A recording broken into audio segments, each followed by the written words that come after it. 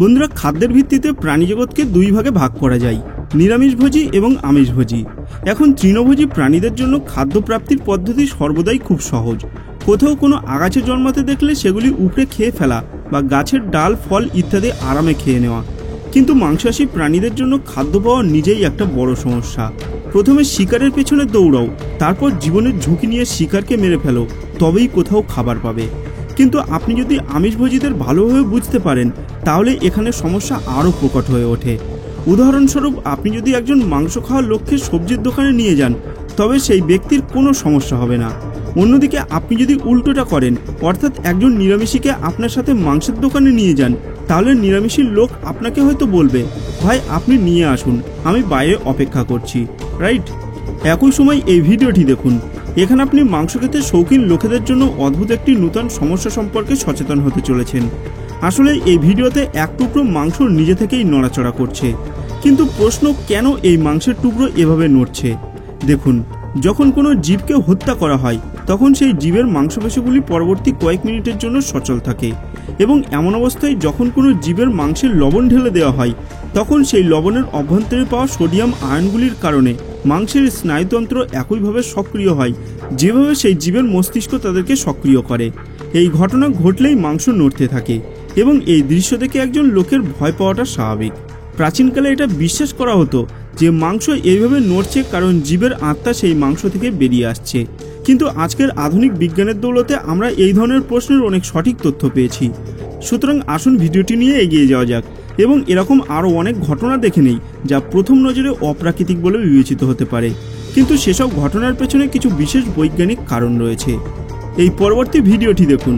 আমি বাজি ধরে বলছি, আপনি অনেক ব্যাঙ দেখেছেন, কিন্তু আপনি আপনার জীবনেই এর চেয়ে সুন্দর ব্যাঙ আর কখনো দেখেননি। কারণ এই সবুজ রঙের ব্যাঙ অন্ধকারে জ্বলতে পারে।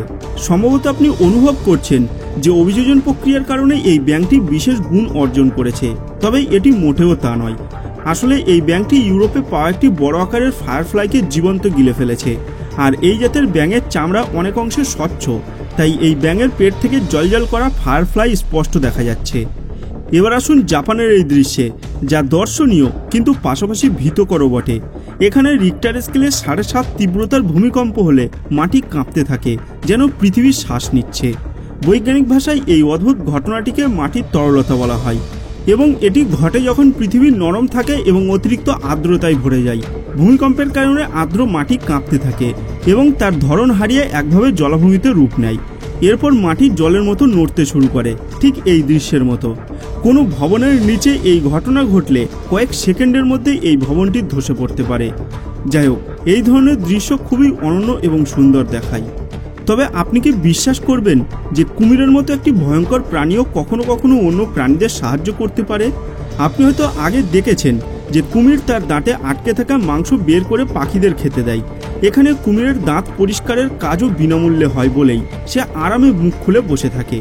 কিন্তু এখানে যে ভিডিওটি দেখছেন, সেই দৃশ্য হয়তো বিশ্বাস করতে পারবেন না। ভিডিওটি নেপালের একটি অভয়ারণ্যের। এখানে একটি কুমির চারিদিক থেকে মাছে ঘেরা। আপনি জেনে হতবাক হতে পারেন যে কুমির এবং মাছে ভরা এই ছোট্ট গর্তটি কুমির নিজেই তার নখর দিয়ে খনন করে তৈরি করেছে, যাতে এই অসহায় মাছগুলি আশ্রয় পায়। প্রকৃতপক্ষে গ্রীষ্মের গরমে যখন পুকুরগুলি শুকিয়ে যেতে শুরু করে, তখন কুমির তার নখর দিয়ে শুকনো পুকুরের মাঝখানে এই গর্ত তৈরি করতে শুরু করে, যাতে পুকুরের অবশিষ্ট জল এই গর্তে এসে জমা হয়। এখন এমন পরিস্থিতিতে ক্যাটফিশগুলি মাটিতে লাফাতে শুরু করে এবং জীবন বাঁচাতে কুমিরের তৈরি করা এই গর্তে এসে আশ্রয় নেয়। কিন্তু ক্যাটফিশ জানে না যে সে কূপ থেকে পালিয়ে খাদে এসে পড়েছে। আচ্ছা, কুমিরের মতো ভয়ঙ্কর প্রাণী কেন কাউকে বিনামূল্যে সাহায্য করতে পারে? এই প্রশ্ন কি আপনার মনে আসেনি? কুমির এই গর্ত খনন করে যাতে এই ক্যাটফিশগুলি এই গর্তে আসতে পারে এবং কুমির তাদের খাদ্য বানাতে পারে। কিছুক্ষণ পরে এই কুমিরটি এই গর্তে এসে আটকে থাকা সমস্ত ক্যাটফিশ মাছগুলিকে ভালোভাবে পরীক্ষা করে। অর্থাৎ এখানে কুমিরকে শুধু সহায়ক বলে মনে হলেও বাস্তব কিন্তু অন্য কিছু। আমরা সবাই ভালোভাবেই জানি যে জল গরম হলে বাষ্পীভূত হয়ে বাতাসে মিশে যায়, রাইট? কিন্তু এমন দৃশ্য কি কখনো দেখেছেন? এখানে জল একটি গরম প্যানে রাখা হয়েছিল, কিন্তু বাষ্পীভূত হওয়ার পরিবর্তে জল জোরে জোরে ঘুরতে শুরু করেছে। বলতে পারেন কেন এমন হচ্ছে? এই ধরনের ঘটনাকে বলা হয় লিডেন ফ্রস্ট এফেক্ট। প্রকৃতপক্ষে সমস্ত ধরনের পদার্থের জন্য একটি সঠিক তাপমাত্রার প্রয়োজন, যেখানে সেই পদার্থটি ফুটতে শুরু করে। যদি আমরা জলের কথা বলি তাহলে জল 100 ডিগ্রি সেলসিয়াসে ফুটতে শুরু করে, কিন্তু যখন আমরা প্যান বা প্যানের তাপমাত্রা 100 ডিগ্রি সেলসিয়াসের থেকে বেশি বাড়িয়ে দেই এবং তারপর প্যানের উপরে জল ঢালি, তাহলে জলের নিচের পৃষ্ঠ প্যানে আঘাত করে এবং দ্রুত বাষ্পে পরিণত হয়। কিন্তু সেই বাষ্পের জল থাকার কারণে বাতাসে দ্রবীভূত হতে পারে না, বরং জল ও প্যানের মাঝে আটকে থাকে, যার কারণে প্যানের তাপ ধীরে ধীরে জলের পৃষ্ঠে পৌঁছায় এবং জল তার নিচের বাষ্পের স্তরে ভাসতে শুরু করে, যা ভিডিওতে আপনি দেখতে পাচ্ছেন। আপনি চাইলে বাড়িতেও এই পরীক্ষাটি করে দেখতে পারেন। একটি প্যান যেটির প্রান্তের দিকে গভীরতা রয়েছে, প্রথমে সেই প্যানটিকে গরম চুলায় রাখুন এবং খুব গরম করুন, তারপর এক ফোঁটা ফোঁটা জল ফেলুন। দেখবেন এই দুর্দান্ত দৃশ্য আপনিও করতে পারছেন। জল বাষ্পে ভাসতে পারে, কিন্তু আপনি কি কখনো কোনো মানুষকে বাতাসে ভাসতে দেখেছেন? চীনে শ্যুট করা এই ভিডিওটি দেখুন, যাতে কিছু মানুষ দড়ির সাহায্যে বাতাসে উড়ছে। এটা কিভাবে ঘটছে? যখন আমি এই ভিডিওর সাথে পাওয়া বর্ণনাটি পড়ছিলাম, তখন আমি জানতে পারি যে এই লোকেরা আসলে শ্রমিক। তারা দড়িতে ঝুলে ভবনের কাঁচ পরিষ্কার করছিল, কিন্তু হঠাৎ করে একটা প্রবল ঝড় আসে, যার কারণে এই লোকেরা প্রবল ঝোড়ো হাওয়ায় দড়ির সাহায্যে ঝুলতে থাকে এবং এই ঘটনাটি একটি সিসিটিভিতে ধরা পড়ে। সৌভাগ্যক্রমে প্রবল বাতাসের ঝোড়ো হাওয়া শীঘ্রই কমে যায় এবং এই ঘটনায় কেউ আহত হয়নি। আসলে কখনো কখনো প্রকৃতিও এমন আশ্চর্যজনক দৃশ্য উপস্থাপন করে যা বিশ্বাস করা কঠিন হয়ে যায়। এখন যদিও বর্ষার দিনে বজ্রপাত একটি সাধারণ ব্যাপার, কিন্তু মাঝে মাঝে বজ্রপাতের ঘটনাগুলিও অনন্য হয়ে ওঠে। উদাহরণস্বরূপ এই ভিডিওটি দেখুন, এখানে বাজ পড়ল উইন্ডমিলের উপর। ঘটনাটি আমেরিকার টেক্সাসের। বজ্রপাত সরাসরি উইন্ডমিলের ব্লেডের উপর পড়ে, যার কারণে ব্লেডের ধাতুর তাপমাত্রা এতটাই বেড়ে যায় যে তাতে আগুন লেগে যায় এবং তারপরেই দেখা যায় এক অনন্য দৃশ্য। আগুনের ফলকটি ঘুরতে শুরু করে এবং ধোঁয়ার দর্শনীয় বলয় তৈরি করে। পুরো আংটিগুলো বাতাসে ভাসতে ভাসতে খুবই অনন্য লাগছিল। এবার দেখা যাক পরবর্তী বিস্ময়কর ঘটনাটি। আমেরিকার সিনেসোটায় সিসিটিভিতে একটি আশ্চর্যজনক দৃশ্য রেকর্ড করা হয়েছে, যখন পার্কিং লটে পার্ক করা একটি ট্যাঙ্কার নিজে থেকেই ভেঙে পড়ে, যেন এটি ট্যাঙ্কার নয়, সোডার বোতল। ঘটনাটি দেখলে ভুতুড়ে মনে হলেও এর পেছনে রয়েছে বৈজ্ঞানিক কারণ। আসলে এই ধরনের ট্যাঙ্কারের ভিতরে ময়লা ভর্তি থাকে। আপনি নিশ্চয়ই এই ধরনের ট্যাঙ্কারগুলি ভারতের ট্র্যাক্টরের পিছনে সংযুক্ত দেখে থাকবেন, যা তাদের চারপাশে দুর্গন্ধ ছড়ায়। কিন্তু আমেরিকায় এই ধরনের ট্যাঙ্কারগুলোকে ভ্যাকুয়াম শক্তি দিয়ে রাখা হয়, যাতে দুর্গন্ধ বাইরে বের হতে না পারে এবং কোনো লোকের সমস্যা না হয়।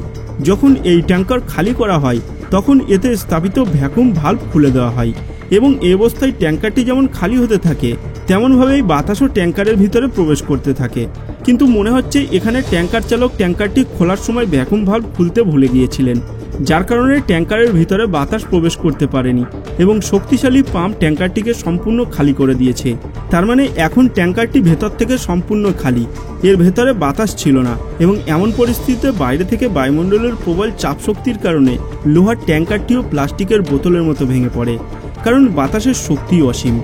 যাই হোক, এবার আপনার হাতের কিছু শক্তি দেখান এবং ভিডিওটি লাইক না দিয়ে কোথাও যাবেন না।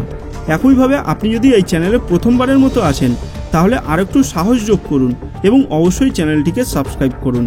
আপনার মূল্যবান সময় ব্যয় করে ভিডিওটি শেষ পর্যন্ত দেখার জন্য আপনাকে অসংখ্য ধন্যবাদ।